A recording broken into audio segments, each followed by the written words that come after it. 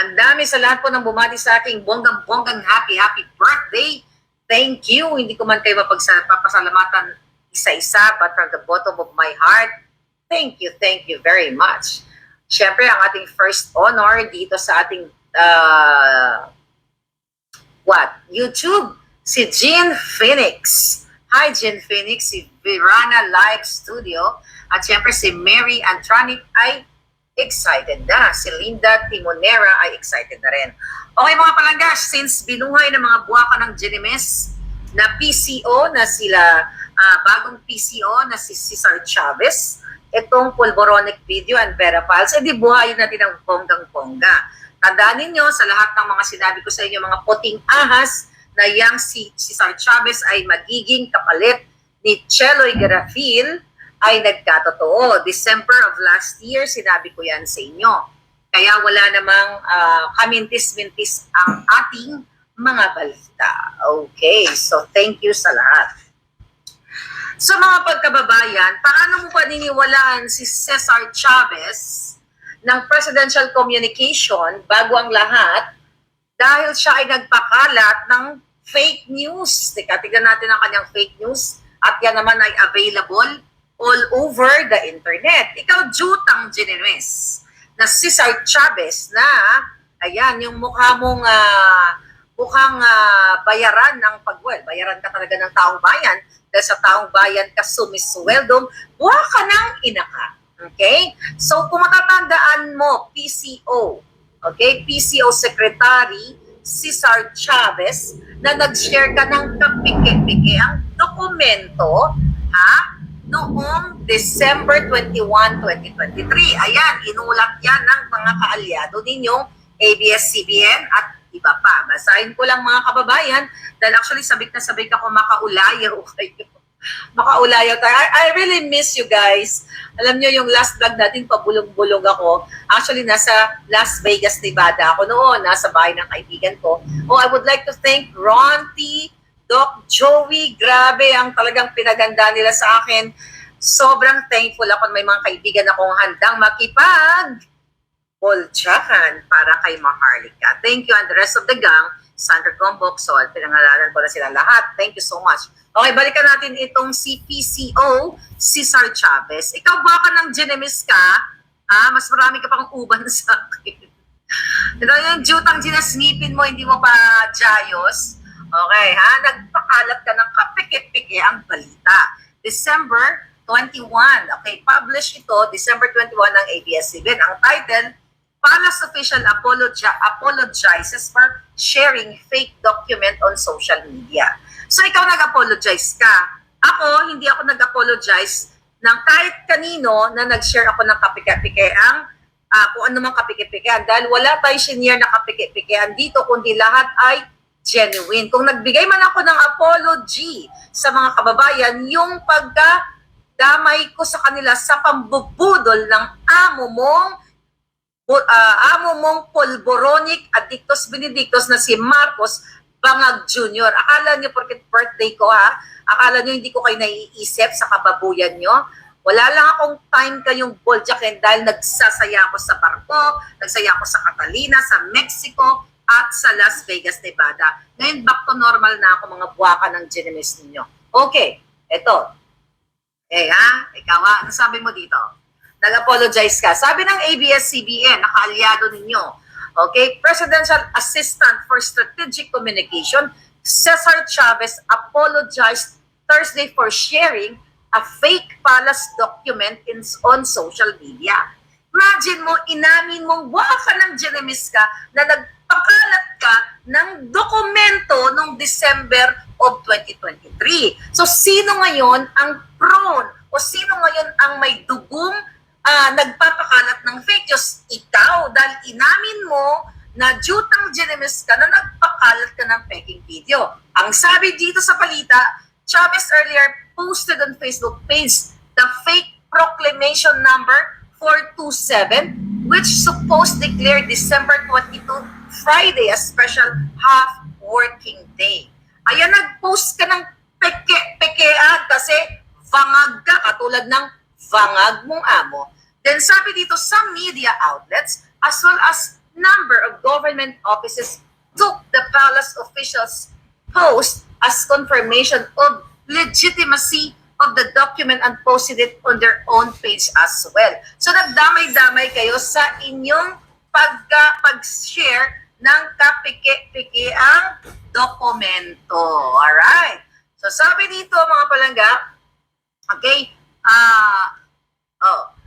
sabi nga, the Presidential Communications Office eventually issued a statement to clarify that the circulating document was fake. Fake. So sino ngayon ang pasimuno ng fake video na ito? I mean, fake video, fake document o nagsishare ng mga kapigit-pigan. Kayo, ikaw at ang amo mong si Lisa Tanas na tinatapyas nyo ang kanyang botod, ang kanyang mata, ang kanyang binte, ang kanyang kaluluwang itim. Tinatapyas nyo para magmukhang tao, pero kahit anong tapyas nyo, nagmumukhang inkanto, demonyo, lahat na ng masamang espiritu sa mundong ito, sumanib sa inyong lahat. Okay, sabi pa niya dito, in a succeeding post, Chavez said he is taking full responsibility for the confusion caused by his post. It's not confusion.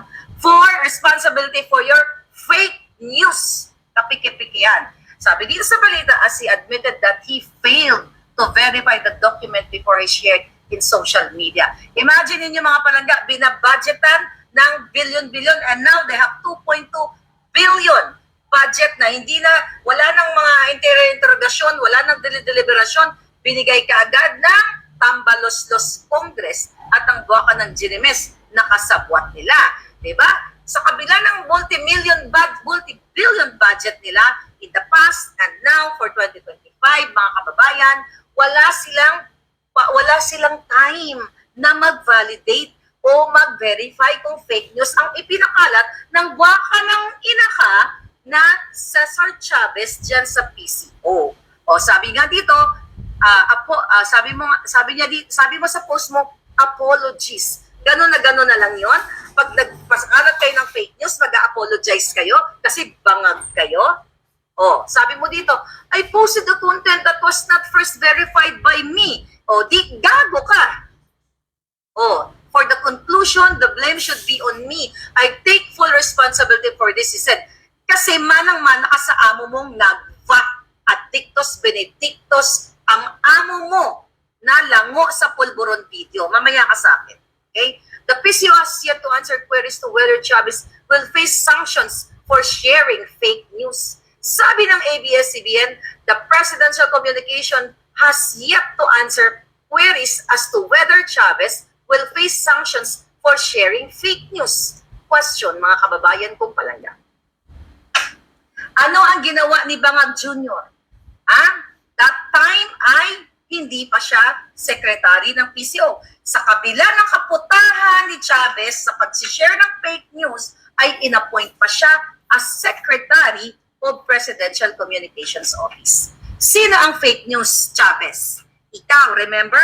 Mga kababayan, sabi ng ating puting ahas, nung tinawagan ni Chavez, kung natatanda ninyo, ang Daily Tribune, nung pinost ko ang pinakauna-unahang dokumento, pre-op and authority to op, noong 2012 na si Marcos Jr. ay isang bangag at addictus benedictus. Remember, na pinirmahan ni J.M. Morales, ni Jonathan Morales. Ayon sa ating source, at yan ay nagtitrending dyan, ay tinawagan niya ang Daily Tribune para i-take down ang papeles na yon. So, sino ang mga kalaban ng bayan? Dito mga to, amidado na nagpakalat ng fake news. Ako, umamin ba ako? Ay, meron ba akong apology sa inyo? Nag-apologize na, sorry pa lang kasi nag-fake news ako. Never, darling. But instead, I said, sorry, pasensya na kayo palangga, na binudol tayo ng buwaka ng inang Marcos Polboronic na addictus benedictus. And now, okay, the end is near. Huwag kayong mag-alala. Huwag kayong mawala ng pag-asa. Ngayon ay matatapos na yung mga hinayupak na yan. Kung hindi ngayon, bukas, you'll never know. Baka mapabilis. Huwag kayong mawala ng pag-asa, mga palangga, dahil ang katotohanan ay kakampi nating mga palangga. Okay, wait a minute. Now, ano ang kanilang pakalat? Okay, eto, tingnan natin. So, 3 days ago, habang nagsasaya ang inyong palanggang Maharlika, ay naglabas ng nung September 16 pala, nagkaroon ng article ang Vera Files. Okay? Ang Vera Files, na kesyo pina-authenticate nila ang pulboronic video. Tama nga sabi ni Sas Rogando sa SOT, ang ating baby girl. Paano nila mapapa-authenticate ang raw video? Nasa akin ang original o raw na document yan. Ang raw na video na hindi dumaan, na hindi din-download sa kahit anong site. Isa yan sa mga tinanong sa akin ng forensic, US-based forensic expert that willing to testify in court na si Marcos Jr. na ang bidyong pinakita kong sumisinghot na si Polboronic Marcos Jr. ay hindi tampered o walang face swap na naganap. Okay, teka muna. The Manila Times.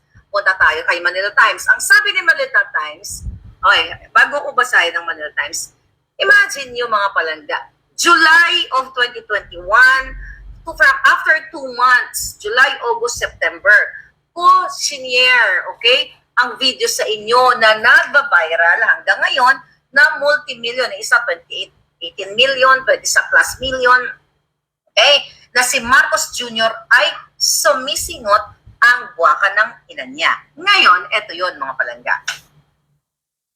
Nung nilabas ko, nung July 21, di ba, nagpakitang gilas na taranta, umikot ang tumbong ni Abalos, ni Gibo, ng NBI, ng PNP, lahat ng mga yawa na kalaban ng bayan, na naglabas sila ng pinagtagpi-tagpi, mga picture ni Kuting na, fake news yan, kasi yung tenga, hindi pantay, yung tenga, ganito, chuchu-chuchu, like few hours after. At sabi nila, naku, kakasuhan natin ang mga taong nagpapakalat ng video, makikipag-ugnayan kami sa Amerika dahil kailangan managot ang nagpakalat ng deepfake video na yon. Chuchu-chuchu. At wala pong ibang nagpa-viral nun kundi ang inyong palanggang Maharlika. At senior ko kay Harry Roque, former spokesperson Harry Roque, kaya naman nagkaroon siya ng patikim doon sa Canada, sa Maisog, Canada, with may palangga Sandra Gombok, and of course, Charlene.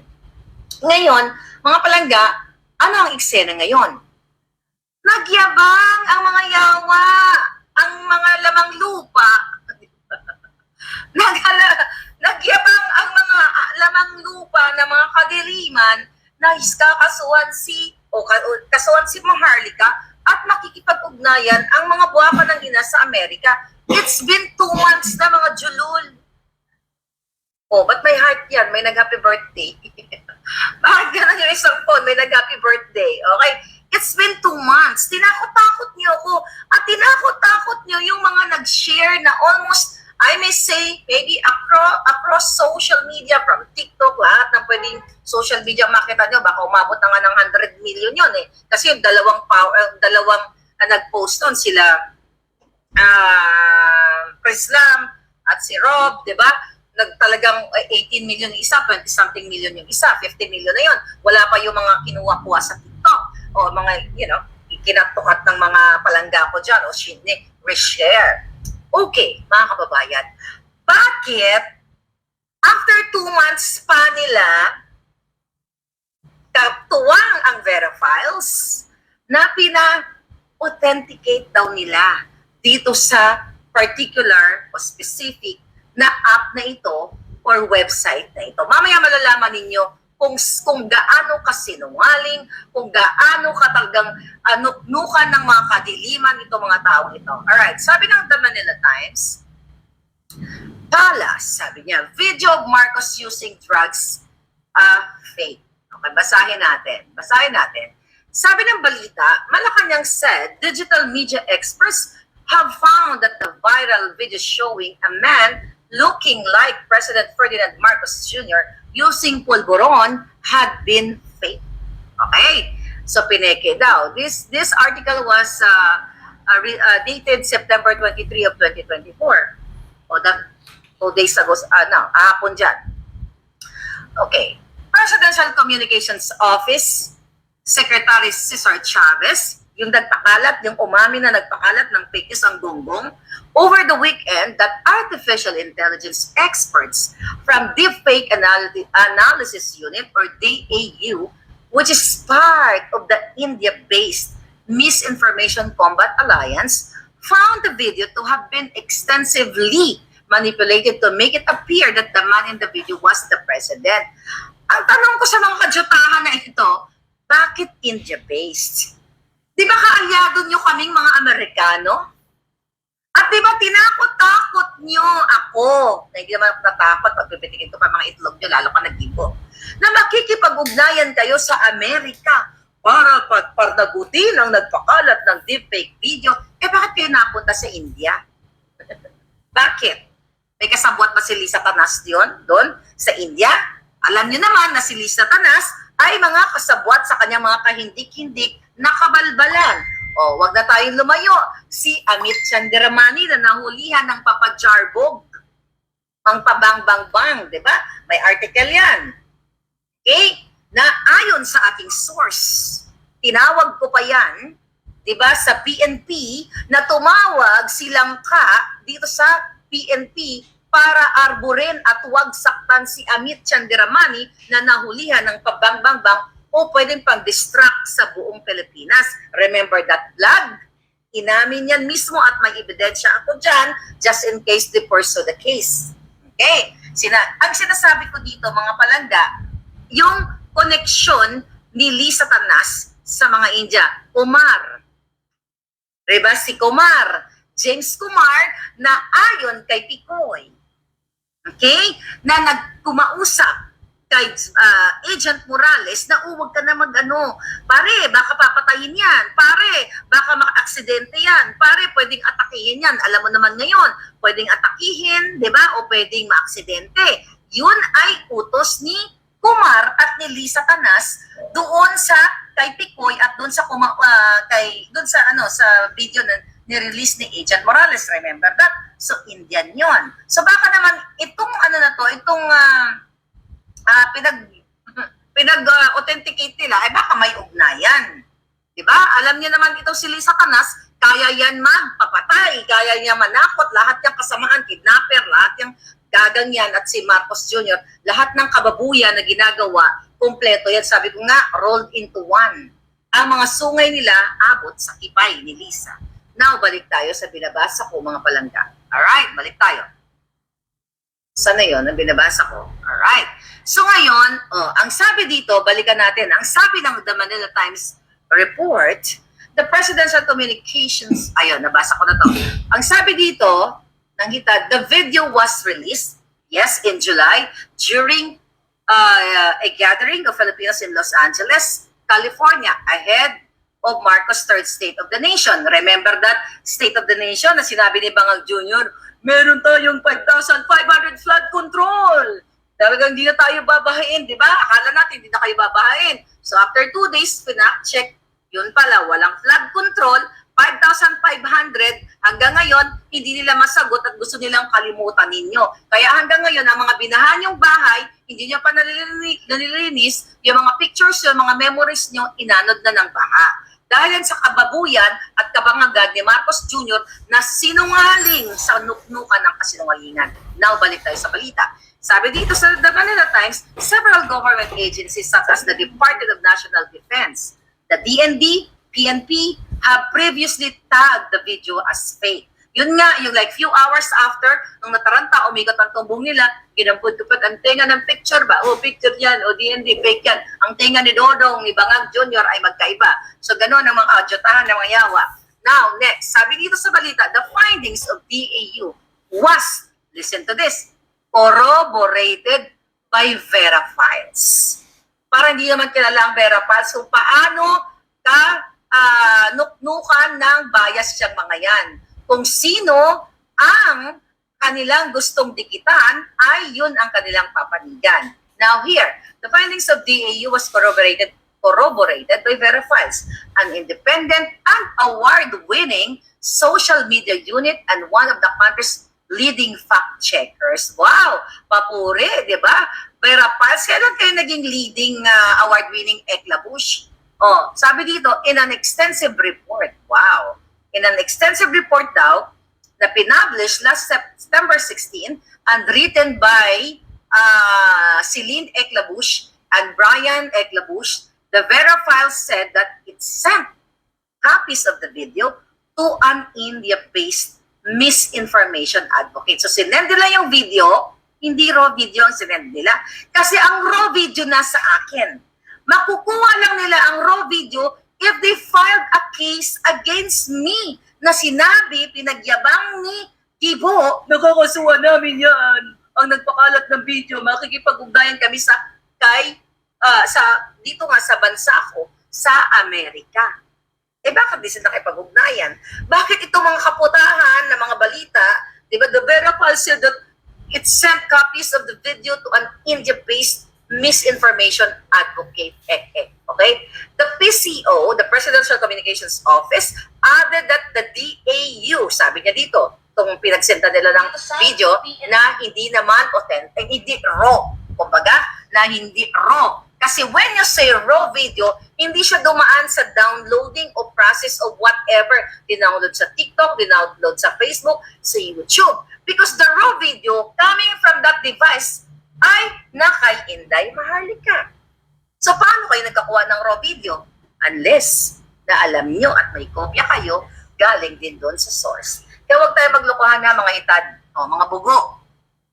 Next, the PCO added that the AU found traces of extensive digital manipulation on what is now known the Pulveron video using a tool called Sensity AI. So I googled the Sensity AI. It's also an application. I mean, an app dito sa social media.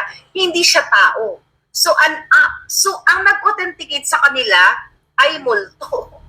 Di ba? Nasa website lang. Okay, tuloy natin. The DAU found that a face swap was used in manipulating the video. Oh, sige nga. File ng case para malaman natin kung face swap nga ni Maharlika. Parang ang galing ko naman, ano? My God, I wish I have that kind of talent na pwede ako mag-face swap kasi i-face swap ko talaga ang mukha ni Lisa Tanas sa isang ahas na itim. Diba? Yun ang gagawin ko kaso I don't have that skills. Next, sabi dito ng Manila Times, using another tool called HIVE or HIVE, the International Misinformation Advocates, international found multiple points of manipulation in the video's runtime and where there sabi niya, runtime and where the no deepfake and the deepfake manipulation overlap. Wow, nag-overlap daw. In today's world of trolls, bots, and deepfake manipulation, it has become easy to throw mud at others, sabi ni Chavez. Ulul! Ikaw ang nagpakalat ng peke na dokumento, hindi si Maharlika. O sabi nila, sabi daw ni Chavez, he reminded the public to be wary of malicious videos and social media posts. Mamaya malalaman nyo kung bakit may ganito silang mga analysis, fake analysis. Sabi ni Chavez also gave assurance that there will be no let up in the governance fight against misinformation and disinformation. Talagang hindi kayo titigil, okay, sa pagpapakalat ng kasinungalingan dahil ikaw, Chavez, ang promotor sa pagpapakalat ng mga peking dokumento, inamin mo mismo na without verification. Kaya nga, di ba, kahit na pagpanagutin ka at ang Presidential Communications, lahat kayo, okay, ay kunwari namin niya, ikaw ang may kasalanan, ibig sabihin, ikaw ay nuknukan na promotor ng kapeke-peke ang dokumento noong December 21 of 2023. Sabi niya dito, si Chavez, urged all law enforcement agencies to ramp up their drive against fake news and harmful online posts. Ano ibig sabihin nito? Panakot ito sa inyo, mga hitan. Okay? Panakot ito sa inyo. Ngayon, Chavez, tatanong kita, at ikaw bangag. Okay? O mga gold, alam mo, ang daming issue, magmamarathon tayo, huwag kayo mag-alala. I cannot speak up kapag hindi ko pa nababasa. Okay, mga kababayan, eto lang yan. Teka, hindi na natin tatapusin yung sinabi ng Vera Files, pero basahin natin yung article ng Vera Files. This was dated, pinublish na September 16, 2024. Pulveron video crumbles, AI experts find traces of facial manipulation. Magkano, Vera Files? Magkano? Nagkabayaran ba? Nagtatanong lang ako, di ba dati anti-Marcos kayo, mga jutang dyan. Ano nangyari? Nasaan na yung pinaglalaban nyo? Anti-Marcos kayo dati nasungal-galan ba mga kipailabong nyo? Anyway, sabi dito ng editor's note, this story has been updated to reflect correction. Wag natin basahin to, wala namang kwenta to eh. Okay? Ano ba sinabi dito? Basahin niya dito. On the morning of his third State of the Nation address last July, sabi ng Verifile, a low-quality video supposedly showing President Marcos Jr. snorting a white powdery substance made the rounds on social media. Dubbed the Pulburon video by its publishers with a crumbly Filipino dessert used as euphemism for Pulburon. Wag natin bagitin yung tamang ano. The clip immediately draw questions over its legitimacy. Was it actually Marcos in the video, or had the video been manipulated using artificial intelligence? So, medyo mahaba yung vlog nila, pero sagutin ko na lang to ng facts. Okay? Mga kababayan, sinabi ng Vera Files na nag-reach out sila sa akin. So, nasin ko daw, totoo yun na nag-reach out sila. Bakit po kayo bibigyan ng kasayahan? Nasagutin ko kayo. Ngayon magmakaawa kayo, nasagutin ko kayo. Naku, nasin ni Marlica pero hindi siya sumagot. Iyakin kayo, hindi ko kayo bibigyan ng kahit isang segundong time. Dahil useless, nonsense, at wala kayong kwentang mga nilalang sa mundong ito. Now, eto mga kababayan. Ang nangyari ngayon, ginagamit yan. Ito tayo. Punta tayo dito. Asan yung nila dito? Okay. Ngayon, bakit? Okay. Alright. So, nasa na yung kay Harry Roque? Ayun.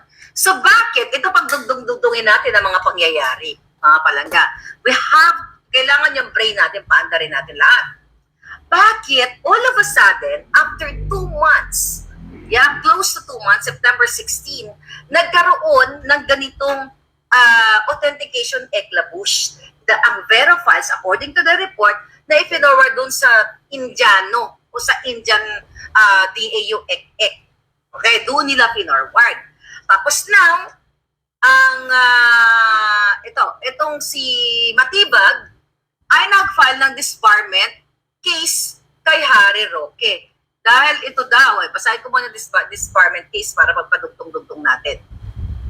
Sabi ng Daily Tribune, September 2024, okay, dated September 24, yesterday dyan sa Pilipinas, a disbarment case was filed against former PALA spokesperson Harry Roque before the Supreme Court on Tuesday by former Cabinet Secretary Melvin Matibag, appointed into Digong. Nagkamali si Digong dito, but yan tong julul na to. Now, sabi niya, while Matibag, a lawyer, declined to provide specific details about the case, he indicated that the issues raised against pertain to his social media postings, including the controversial Pulburon video supposedly showing President Ferdinand Marcos snorting the Pulburon nga. Okay, pag natin tapusin yung balitang yan. Alright? Yung sinasabi nila deepfake. Ako na, ngangabels ko na. Pina-authenticate nila yan para gamitin yan kay Harry Roque. Kasi pinagbibintangan nila si Spokes Roque, okay, na nagpakalat ng video, where in fact, ako ang nag-present ng video dito sa July 21. Ganito lang yan, mga kababayan. Di ba ang yabang-yabang ng mga buwaka ng inantog, binigyan ng 2 billion budget, ikaw, Chavez. Presidential communications, di ba? Mga jutang ginimes. O, di ba? Sabi dito, this is September 20. Okay, PCO chief thanks House for swift approval of 2025 budget. Pagkano binigay sa inyo? Presidential Communications Office Secretary Chavez thanked the House of Representatives for the expeditious approval, di ba? Of its 2.2 billion budget for 2025. He also allowed to spend every peso efficiently according to plans and program. Walang kwenta to. Ito na lang gawin natin, mga pala. Ito gamitin yung utak ninyo. Huwag kayong pagpapaniwala sa mga fake news na ito. Unang-una, itong PCO Secretary ay umamin na nagpakalat ng fake document. Sino ngayon ang kapanipaniwala na nagpapakalat ng fake news? Sila, dahil umamin mismo na nagpakalat ng dokumento. Open your brain cells, mga kababayan. Ito ang hamon ko sa iyo, Bangag Jr. Number 1, magpapulburon test ka para matapos na tong lahat ng ito. Number 2, total, presidential communications, ikaw matibag. Nagbulin ko kayo lahat eh. Okay? Total, PCO, meron kayong 2.2 billion budget for 2025. At may budget pa kayo natitira. At si Bangag Jr. may confidential funds. Lahat ng pera, may pangbayad nga kayo sa concert sa Duran-Duran. Na pinagsinungaling ninyo, okay, na ito ay surprise kay Bangag Jr. Na sinabi ninyo, ito ay ginastos ng kaibigan. Sinong ulul na kaibigan ang gagastos sa 1 million to 1.5 US dollars sa birthday ng waka ng inang bangag na ito na itinago ninyo sa publiko? Kung walang catch, kung walang bawi, kung ano ang business o ano ang kontratang ibinigay ni Bangag Jr. dito sa mga kaibigan, bakit ayaw niyong sabihin sa taong bayan kung sino ang kaibigan ni Bangag ang nagbayad ng Duran-Duran concert na ito? Bakit ko sinasabi ito? Kasi you spent 1 to 1.5 million. Pagkatisyo pa lang ka. Okay, ito na pala. 1.1 to 1.5 million US dollars. Bangag Ferdinand Bongbong Marcos Jr. aka Polboronic Addictus Benedictus. Ayan mismo si Cathy Binag ay sinabing dumudugo ng ilong mo at nakita sa araw ng kagitingan na may polboron ka dito, white powdery substance. Diba ang hilig nyo manggipit? Diba nag-file kayo sponsored cases against me at hinaharap ko lahat ng kaso ninyo sa Amerika? Bakit hindi kayo mag-file ng case na si Maharlika ay nagpakalat ng deepfake video? Ito mga putang ina to, mga palangga, pinagluloko talaga kayo mga Pilipino. Ito okay. Ang sinasabi ng Vera Files, wala daw akong ipinakita, okay, na authentication na reliable. Ito nga, napakasimple. Ang dami niyong pera. Pera ng taong bayan. Nasa inyong mga yawa kayo. Ngayon, nagbenta pa kayo ng ginto. But I'll talk about the ginto later. Let's focus this pulverized video. Mga palangga, ginupit ko to. Baka nandito yung perma. Ulitin natin, ito po, Dear Claire. Kasi kailangan kong ilagay ang tunay kong pangalan. Ayan, Dear Claire. Okay? So, ulitin natin, ito po ang forensic analysis from Los Angeles o from Hollywood, from wherever, sabi kanina, spoke sa Roque, kung saan ang Amerika ay eksperto, lalo na yang sa mga video, kasi nandito ang sentro ng Hollywood films. So dito mo makikita kung sino ang, dito sa Amerika, makikita mo ang lahat ng mga eksperto. Question ko, Chavez, Bangag, Lisa Panas ng kidnapper, smuggler, kung pinanginan yung jutang sinimis ninyo, bakit kayo sa India? Bakit si Vera Files, talagang nag-effort? Vera Files, magkano binayad niyo sa DAU? Or saan kayo kumuha ng pambayad? Okay, question. Mga palangga, hinahamon ko ang department, PCO. Hinahamon ko si Marcos Bangag Jr. dahil sila ang makapangyarihan ngayon sa Pilipinas at pinipilit, tinatakot ang bawat Pilipino na kapag nag-criticize, kakasuhan, katulad ni Harry Roque, katulad ni kung sino pa man, ipitin, lahat ng kritiko, tinatakot, tatamnan ng kaso, gawa ng kwento, ay ito, challenge ko kayo. Ang tagal ko kayo challenge. Kayo mga yawa, ito po mga kababayan, forensic expert from the US. Okay? Actually, dalawa po ang ating forensic analysis. Yung isa sa labas ng US.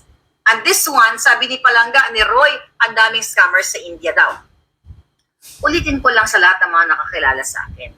Ito po mga Palangga, alright? Ito pa luma na ito. Ito po ay ang nag-ano nito, ang nag-authenticate nito ay taga-Amerika.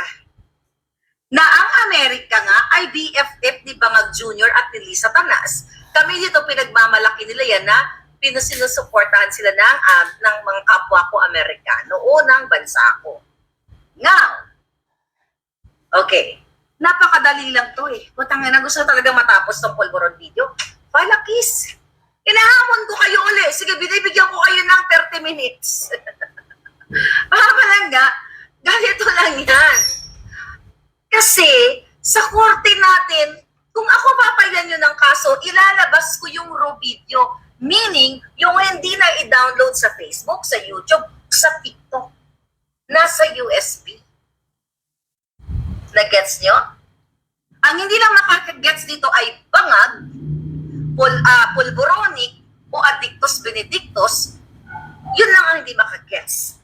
Kasi pag nasa korte tayo, ipapipigain ng korte ng Amerika na ikaw, Maharlika Claire Contreras, aka Maalindogan, ilabas mo ang sinasabi mong raw video.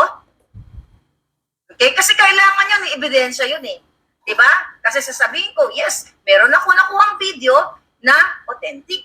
Ngayon, lalabas ngayon ang nag-forensic nag-analyze nitong taga-Amerika. Dahil hindi ko lang maibigay sa inyo ngayon ang pangalan ng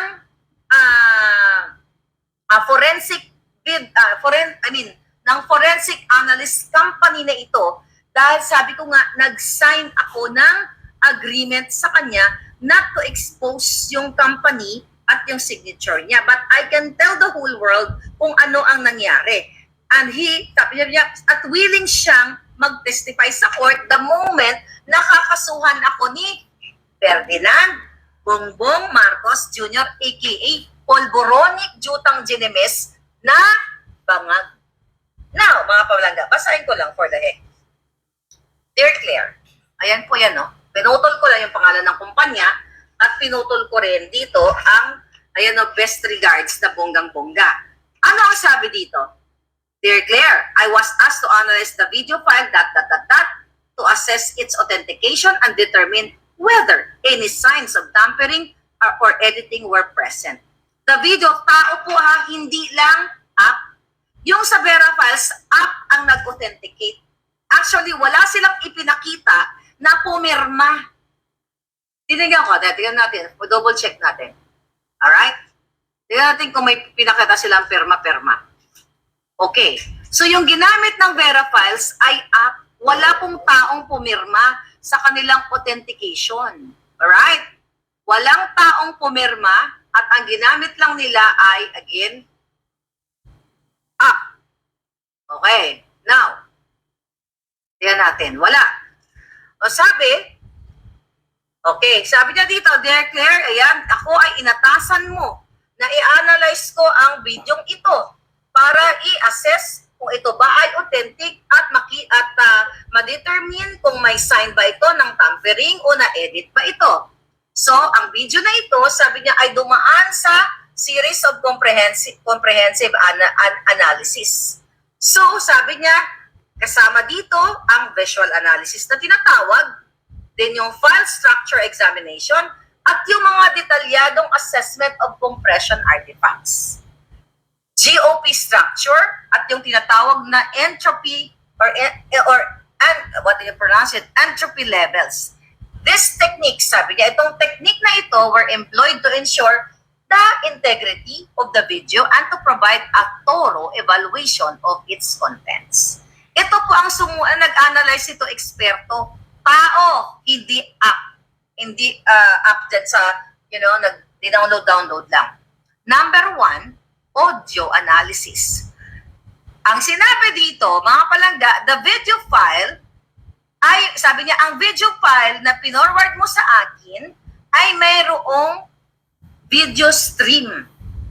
Sabi niya, pero ang audio stream is not audible during playback. Hindi naririnig, may audio, pero hindi siya audible. Sabi niya dito, to analyze the audio, sabi niya, para daw ma-analyze ang audio ay gumamit siya ng program na tinatawag na wave surfer para ma-extract niya ang audio stream mula doon sa video na ito. Sinabi niya dito, itong tool na ito ay inaalaw para i-isolate, ihiwalay ang audio at para ma-examine, sabi niya dito. So yung tinatawag na wave surfer ay may kakayahan na ihiwalay ang video, ang audio mula dun sa video para daw ma-examine kung meron daw itong senyales ng pagka-edit o pagka-tamper. Sabi dito sa audio analysis, through wave surfer ay sabi niya ay na-perform niya ang visual cut detection, okay, visual kung may cut daw, and auditory analysis of the extracted video. Sabi niya, dun sa tatlong methods na ito, sabi ng forensic analyst, wala akong na-detect, sabi niya, ng kahit anong cut or irregularities sa audio file. Ulit, mayroong audio pero hindi naririnig. Further, sabi niya, supporting the conclusion that the audio stream is unaltered. Number 1 yun. Audio analysis na hindi mayroong, sa Tagalog, yung video na raw mula sa akin, dahil ang pinorward ko sa kanya ay raw. Hindi galing sa downloaded sa Facebook, YouTube, TikTok, o wherever.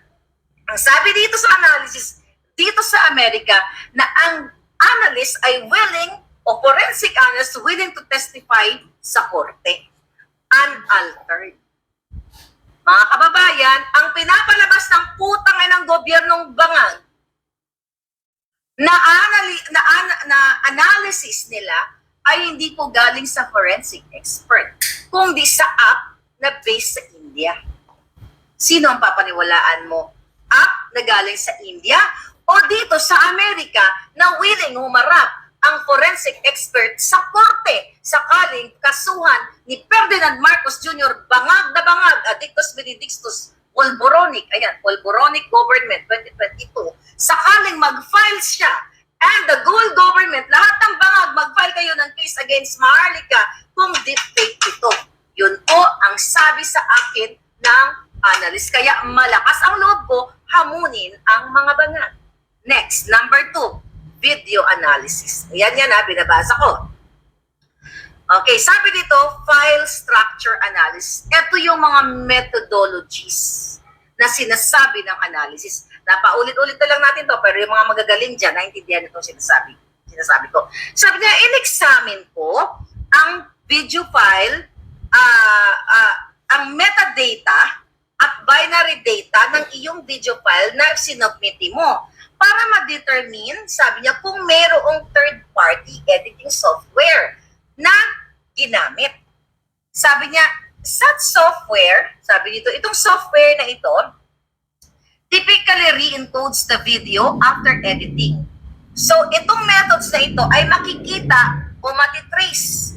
Sabi niya, leaving traces like its name and version within the file's metadata and binary data.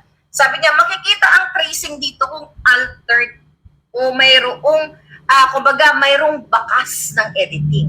Ang sabi niya dito, based on the video analysis coming from the forensic expert here in California, in this case, no third-party software was detected, suggesting the video has not been edited.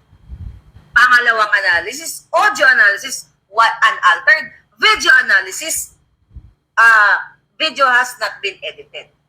Next, again, yung mga nag-aaral dyan, baka nasa Amerika kayo o nasaan man kayo, another analysis na ginamit ng eksperto ay ang tinatawag na GOP structures or the group of picture structures, which is, sabi dito, refers to the sequence of frames in the video. So sabi niya dito, each frame type IPV serves as a specific purpose in video encoding. Okay? Ito yung frame na sinasabi niya. Hindi ko maintindihan yan, sabi ko sa inyo. Pero yan po yan, kahit i-google nyo yan ang sinasabi na expert. O, tignan nyo yung kuko ko, ginto yan, mayaman ako. Ayan. Okay, nakita nyo? O, yan po yung tinatawag na frame types. Okay, nakita nyo, di ba? Yan o. Basahin ko lang for the heck. Anyway, ang sabi dito ng forensic expert, okay, sabi niya dito, by analyzing the pattern and size of these groups, it is possible to determine if a video has been edited or remains in its original state. Sabi niya, ang analysis ng video based on the GOP structure at yung frame type, sabi niya, ay type supports the conclusion of non-tampering. So, hindi tinampered. Sabi niya, the GOP size is consistent. This is what you call, ito yung consistent daw. Walang abnormality katulad ni Bangag. Right? At ni Lisa Tanas. With, sabi niya, the GOP is consistent with only minor deviations. And the frame type pattern follows a regular sequence typical of standard video encoding processes, further indicating that the video has not been edited. Ayan po yung nakuha niya sa analysis. That is number 3. 4 ang kanyang methods na ginamit, audio, video, and GOP structure frame analysis. And ito, number 3 pa lang. And number 4. Ayan, wait. 1, 2, okay. 1, 2, 3. Okay? And here we go. And next. Alright? Ito yung figure 4. Ito yung picture, mga palangga. Tama ba? No. This one. Ito, number 2. Ito, tinatawag niya yung entropy analysis. Ito na ngayon, mga palangga eh. Ito na, ito mabasahin. So, mayroon ba kayo, Vera Piles, may ganyan ba kayong mga drama? Wala. Kasi nag-download lang kayo, nagpa-analyze lang kayo dun sa mga application. In other words, ang ginamit ninyo yung mga app na chipanga. Diba? Ano yun? Baka libre pa yan. Mga chipanga, walang taong pumirma sa inyong analysis. Samantala, si Inday Maharlika ninyo ay merong what? Merong ebidensya. Pero hindi ko ibibigay sa inyo ang signature niya at ang pangalan ng kumpanya kasi baka harasin nyo, baka ipagurgur nyo, mga buwaka ng ina ninyo. Pero, ang sabi ng kumpanya na ito ay kapag kinasuhan ka ng mga buwaka ng ina, ako lang ang nagsabi ng buwaka ng ina, pag kinasuhan ka, di ba nga junior, I am willing to testify sa court kasi yun ang gawain niya.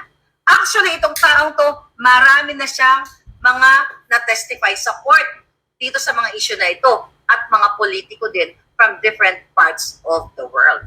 Basahin ko lang to. Ito po yung figure 4. Kung saan, picture niya, yan yung mukha ni Bangag. Sabi dito, figure 4. Showcase a series of 4 frames, sabi niya, each highlighting instances where salt and pepper compression. Explain ko na ito, kapagod lang eh. But anyway, punta tayo sa conclusion, mga palangga. Ito na lang, basahin ko. Ang sabi ng forensic analysis, mga palangga dito, okay, the shifting locations of these artifacts across frames confirm, sabi niya, that they are natural result of video compression, reinforcing that the video has not been AI processed. Conclusion, after conducting a thorough analysis, matapos kung binusisi, sabi niya, ang iyong video, sabi niya, video file ni Bangag, ako nagsabi ng Bangag, I found no evidence of editing. The file exhibits consistent pattern and characteristics that align with an altered recording. This conclusion is based on the detailed examination of the file structure, visual content, and other key attributes. Please let me know if you have any questions or need further assistance. Best regards. Ayan po, pinutol ko yung signature niya kasi yan ang aming usapan. Okay? Ngayon, Bangag Jr., ikaw, Bangag, Presidential Communications, NBI, PNP, DMD, lahat kayo, hinahamon ko kayo. Total, nasa inyo ang pera ng bayan. Sabi ko nga, kung si Bangag Jr. ay nagpapa-concert ng Duran-Duran, dinorobo ang 5,500 flood control project. Lahat na. Ibinenta ang ginto ng Pilipinas, and I will talk about ginto later. Hinahamon ko kayo para makapasa kamay ninyo. At talagang gusto, di ba gusto niyo akong, di ba kakalat na mga trolls ninyo, yung mga bayaran ninyo, mahaliga, kinasuhan, nagtatago sa Mexico. Yes, few days ago, I was in Mexico. I had so much fun with Attorney Glenn Chong, with my other friends. Pero hindi ako nagtago sa Mexico. Nandito pa rin ako sa Amerika.